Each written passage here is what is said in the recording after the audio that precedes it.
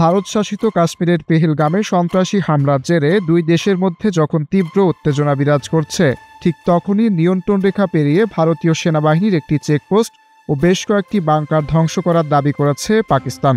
বুধবার দেশটির সেনাবাহিনীর বরাতে পাকিস্তানি সংবাদ মাধ্যম জিও নিউজ এই তথ্য জানিয়েছে।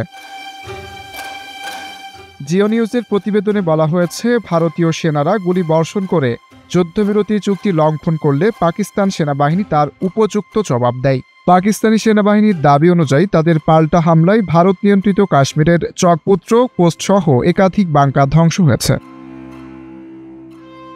পাকিস্তানি সেনাবাহিনী বলছে, গত 29 ও 30 এপ্রিল গভীর রাতে এই গোলাগুলির ঘটনা ঘটে। তাদের দাবি, ভারতীয় সেনাদের উস্কানিমূলক আচরণের সমুচিত জবাব দিতে সক্ষম হয়েছে তাদের বাহিনী।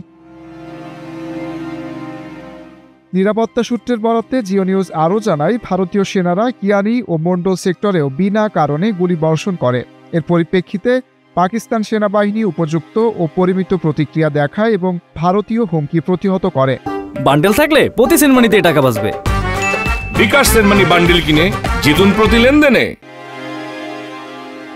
নাম প্রকাশে অনিচ্ছুক সেনাবাহিনীর একাধিক সূত্র জানিয়েছে, এই পদক্ষেপ আগ্রাসনের মুখে পাকিস্তানের উচ্চমাত্রার সামরিক প্রস্তুতি প্রমাণ করে। একই সঙ্গে দেশের সার্বভৌমত্ব ও অখণ্ডতা রক্ষায় পাকিস্তান সেনাবাহিনী সর্বদা প্রস্তুত বলেও তারা উল্লেখ করে।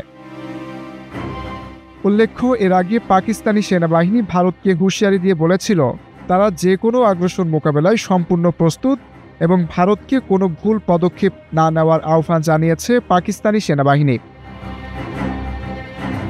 শাহরিয়ার অঙ্কুর, NTV অনলাইন।